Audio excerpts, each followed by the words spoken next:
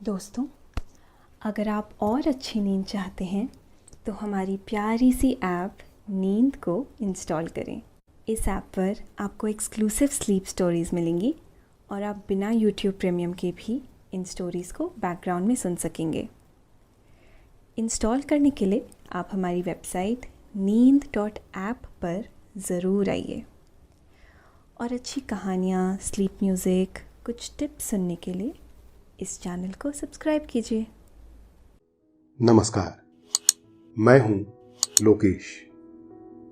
आज सुनिए लेखक कुमार रहमान की लिखी स्लीप स्टोरी।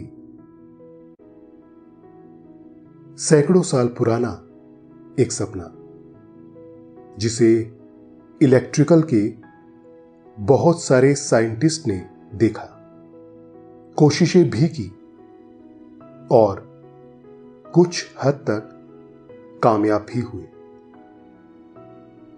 लेकिन सपना अधूरा ही रह गया। सपना इलेक्ट्रिक सप्लाई को वेव के जरिए भेजने का। अभी बिजली को तारों के जरिए दूर दराज के इलाकों में भेजा जाता है।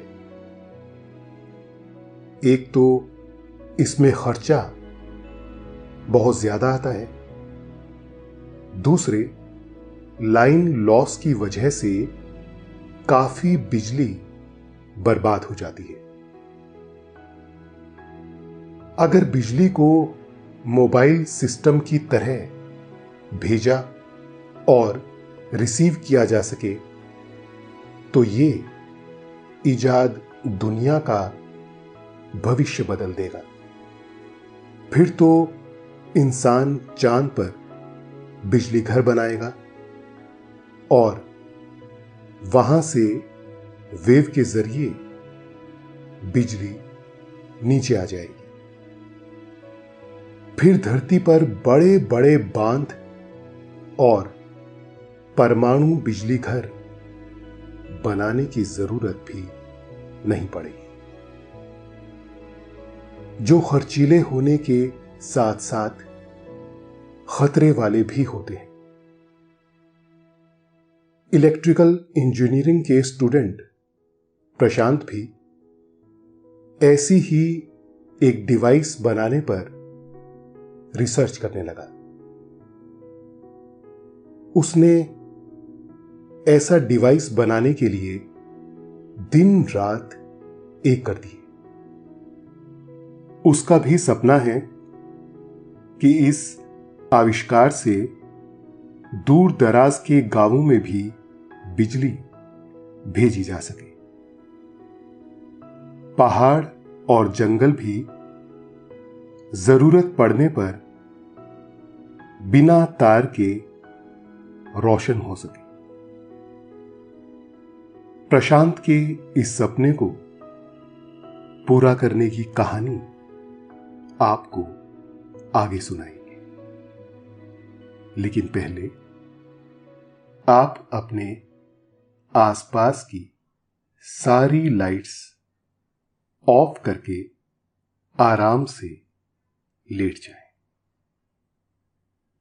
अपनी आंखें धीरे से बंद कर लीजिए। अब थोड़ा सा अपने शरीर को आराम दीजिए, थोड़ा और आराम। अपने शरीर को बिल्कुल ढीला छोड़ दीजिए। कोई टेंशन नहीं, कोई तनाव नहीं। अपने दिमाग में चल रहे सभी विचारों को, चिंताओं को त्याग दें। एक शांति सी महसूस करें।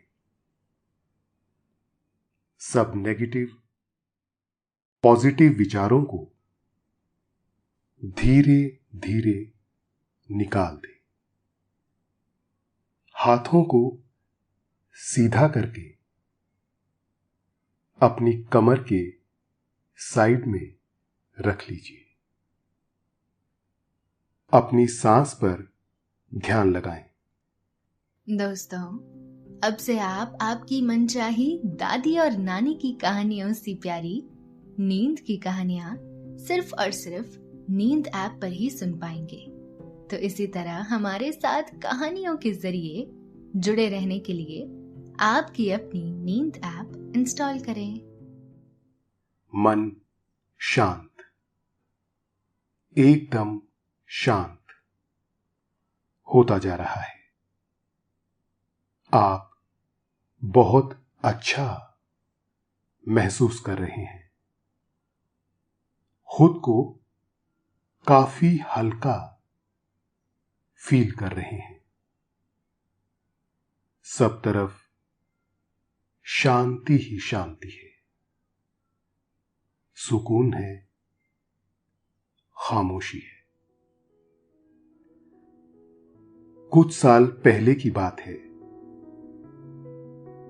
गर्मी की छुट्टियों में प्रशांत नानी के घर गांव गया। वो तकरीबन 7 साल बाद नानी के घर गया था। वजह यह थी कि पढ़ाई की वजह से ज्यादातर हॉस्टल में रहना हुआ। जब समर वैकेशन हुआ तो घर आ गया और फिर दोस्तों के साथ ऐसा मस्त हुआ कि मौका ही नहीं मिला नानी के घर जाने का। 7 साल बाद जब वो नानी के घर गया तो देखा कि गांव का पूरा नजारा ही बदला हुआ है। ज्यादातर मकान पक्के हो गए थे, पेड़ भी कम हो गए थे, क्योंकि पक्के मकानों के आंगन में पेड़ लगाना लोग जैसे भूल ही गए थे। वरना पुराने समय में हर किसी के बड़े से आंगन में नीम, पाकड़ या पीपल का पेड़ जरूर होता था। यह न सिर्फ शुभ माना जाता था, बल्कि इससे घर आंगन की शोभा भी बढ़ती थी। वो खुद बचपन में कितनी ही दोपहरी आंगन में पेड़ के नीचे खेलते हुए गुजारा करता था। कितने ही सारे खेल आंगन के नीम के पेड़ के नीचे वो खेला करता था। आंगन भी काफी बड़ा था। खेलते खेलते जब कभी प्यास लगती तो नानी घड़े से पानी निकालकर दे देती। पानी पीने के बाद सभी बच्चे फिर से खेलने में मस्त हो जाते। इस बार जब वो गांव गया तो उसे ज्यादा मजा नहीं आया। वजह यह रही कि एक तो गांव में बिजली नहीं थी, दूसरी बात पक्के मकान होने की वजह से अब घर ज्यादा गर्म रहते थे। कच्ची दीवारें और कच्ची छतों से गर्मी छूमंतर हो जाती थी। वो खूब सारे नॉवेल्स लेकर गया था कि गांव की दोपहरिया में आराम से पढ़ेगा, लेकिन गर्मी ने उसका मन उचाट कर दिया। एक दिन शाम को घूमते हुए वो गांव के प्रधान की चौपाल की तरफ चला गया। प्रधान जी खूब घनेरे से पाकड़ के नीचे कुछ लोगों के साथ बैठे गपिया रहे थे। प्रशांत ने सभी को राम राम कहा और एक चारपाई पर जाकर बैठ गया। प्रधान जी ने प्रशांत की हाल खैरियत पूछी, फिर इधर उधर की बातें शुरू हो गई। गांव के प्रधान काफी पढ़े लिखे व्यक्ति थे। बिजली विभाग में इंजीनियर थे। रिटायर होने के बाद गांव में जिंदगी बिता रहे थे। गांव से उन्हें खासा लगाव भी था। बातों बातों में प्रशांत ने उनसे गांव में बिजली लगाने के बारे में पूछ लिया। प्रधान जी ने कहा, मैंने काफी कोशिश की, लेकिन बिजली विभाग का सब स्टेशन यहां से बहुत दूर है। खर्चा ज्यादा लग रहा था, इसलिए बिजली नहीं आ पा रही है। दूसरे, इतनी दूर तक तार बिछाने की वजह से लाइन लॉस भी बहुत ज्यादा है। यही वजह है कि अपने ही नहीं, आसपास के तमाम गांवों में भी बिजली नहीं आ सकी है।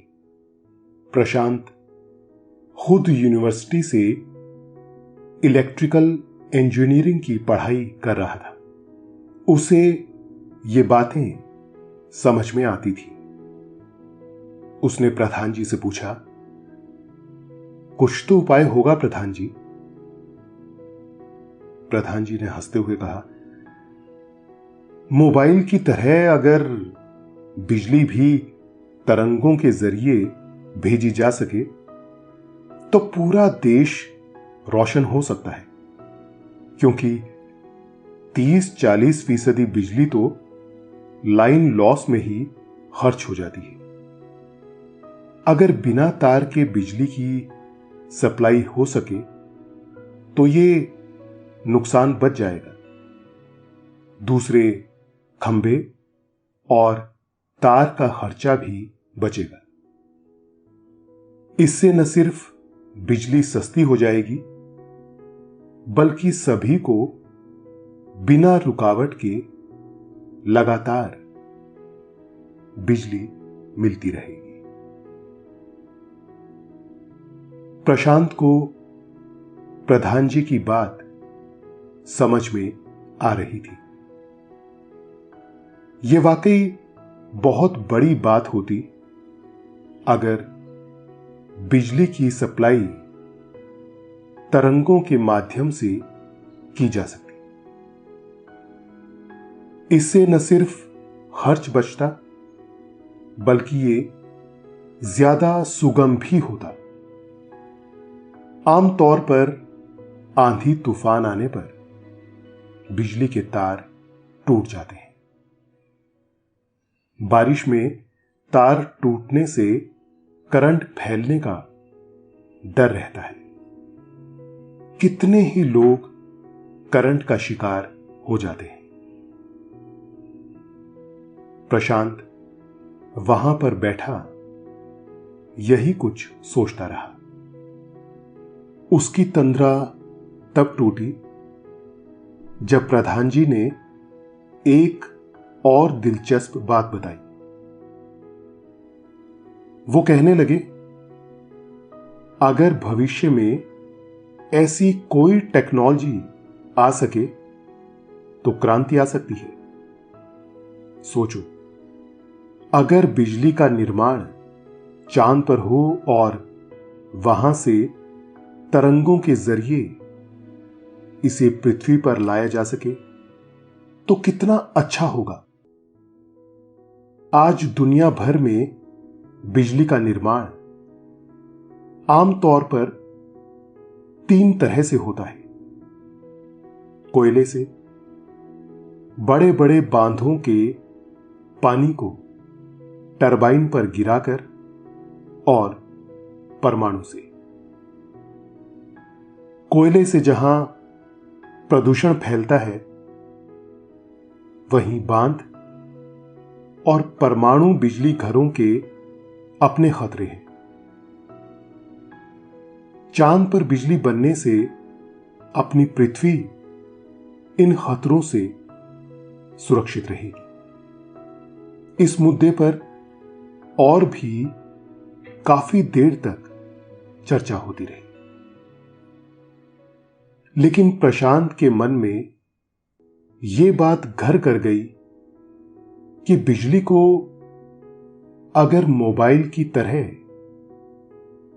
तरंगों के जरिए सप्लाई की जा सके तो ये ऊर्जा के क्षेत्र में बहुत बड़ा बदलाव होगा। कुछ दिन गांव में रहने के बाद वो घर आ गया। घर आकर वो इस बारे में स्टडी करता रहा। उसने काफी खोजबीन की, लाइब्रेरियों की हाथ छानी, कुछ किताबें उसे मिल गई थी। उससे उसने काफी नोट्स भी बनाए। गर्मी की छुट्टियां खत्म होने के बाद वो वापस यूनिवर्सिटी आ गया। वहां उसने अपने हेड ऑफ डिपार्टमेंट से इस बारे में चर्चा की। उन्होंने उसे कई नई जानकारियां दी। अगले दिन उन्होंने उसे अमेरिका से प्रकाशित एक किताब भी लाकर दी। वो मोटी किताब उसने 10 दिन में ही पढ़ डाली। किताब पढ़ने के बाद उसे इस फील्ड के बारे में काफी जानकारी मिली। जब उसने अपने एचओडी को किताब वापस की तो उनसे इस मामले में रिसर्च करने की इजाजत मांगी। साथ ही उन्हें रिसर्च हेड बनाने की पेशकश भी कर दी। उसके एचओडी ने उसका हौसला बढ़ाते हुए कहा, जरूर, मुझे खुशी होगी कि तुम इस मामले में कुछ काम कर सको, क्योंकि ये पूरे संसार का भविष्य बदल देगा। अपने एचओडी के आशीर्वाद से उसने इस मामले में रिसर्च शुरू कर दी। उसे इलेक्ट्रिकल के साथ साथ इलेक्ट्रॉनिक्स के बारे में भी जानकारी चाहिए थी। उसने इलेक्ट्रॉनिक्स डिपार्टमेंट के प्रोफेसर से भी इस मामले में मदद मांगी। दोस्तों, अब से आप bed time stories, guided meditations, relaxing music, इन सब का आनंद नींद ऐप पर ही उठा सकते हैं। वो भी खुशी से तैयार हो गए।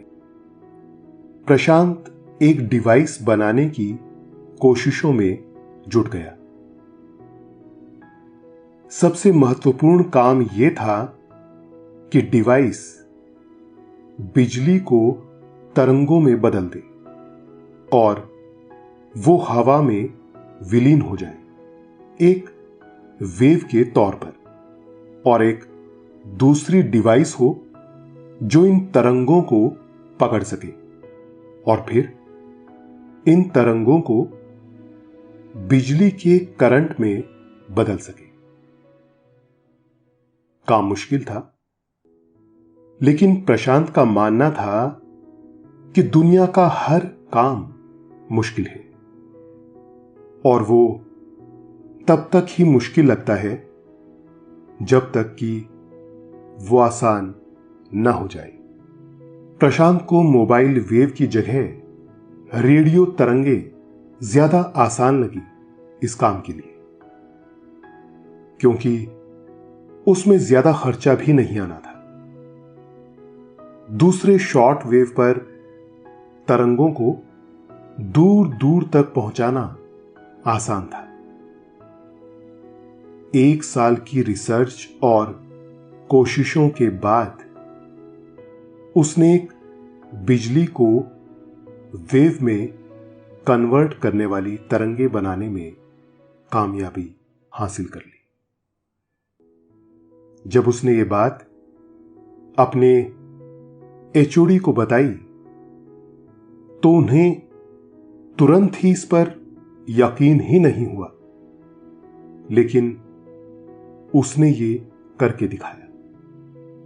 इस पर उसके एचओडी ने कहा, जब तक ये विद्युत तरंगे दूसरी डिवाइस में रिसीव नहीं होती तब तक ये कहना कठिन है कि ये वातावरण में मौजूद है। प्रशांत को अपने एचओडी की बात समझ में आ रही थी। उसे अब वेव रिसीवर बनाना था। इस काम में उसकी काफी मदद इलेक्ट्रॉनिक्स के प्रोफेसर ने की। उन्होंने प्रशांत को कुछ डायोड और इलेक्ट्रोड के बारे में बताया, कुछ दूसरे पुर्जे भी बताए और उनके काम करने के बारे में भी अहम जानकारी दी।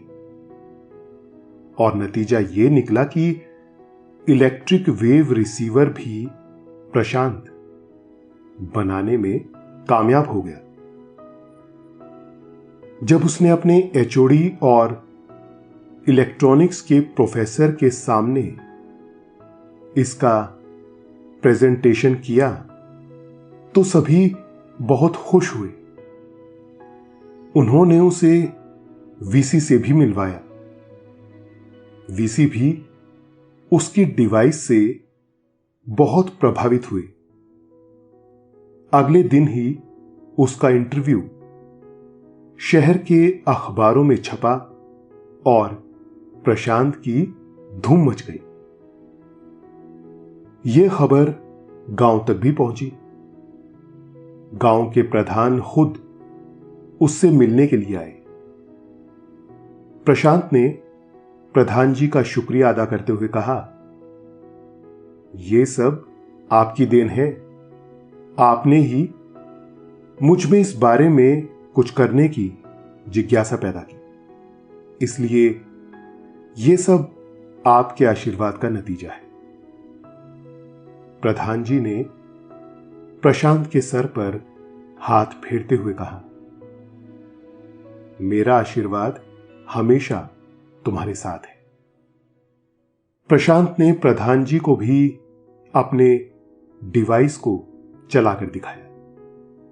साथ ही उसने प्रधान जी को यह भी बताया कि अभी उसका यह काम प्राथमिक स्तर का है, क्योंकि अभी डिवाइस वेव को सिर्फ 3 मीटर तक ही भेज पा रही है।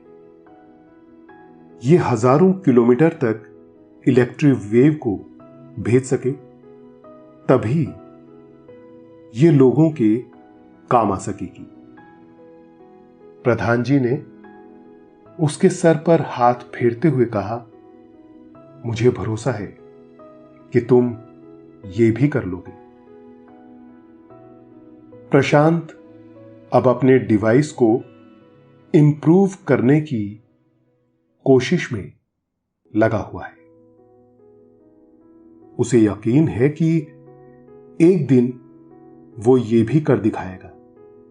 तभी इस डिवाइस का सही तरीके से इस्तेमाल हो सकेगा।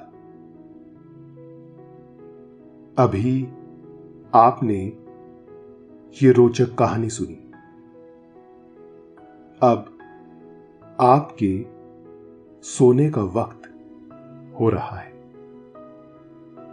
निंदिया रानी चुपके से आपके बिस्तर के सिरहाने आ बैठी है। वो हौले हौले से आपकी पलकों को थपकी दे रही है। आपकी पलकें बोझिल होती जा रही हैं। आप पर नींद की खुमारी छाती जा रही है। आपने धीरे धीरे अपनी दोनों आंखों को मूंद लिया है और अब आप आहिस्ता आहिस्ता नींद के आगोश में समाते जा रहे हैं, समाते जा रहे हैं। शुभ रात्रि।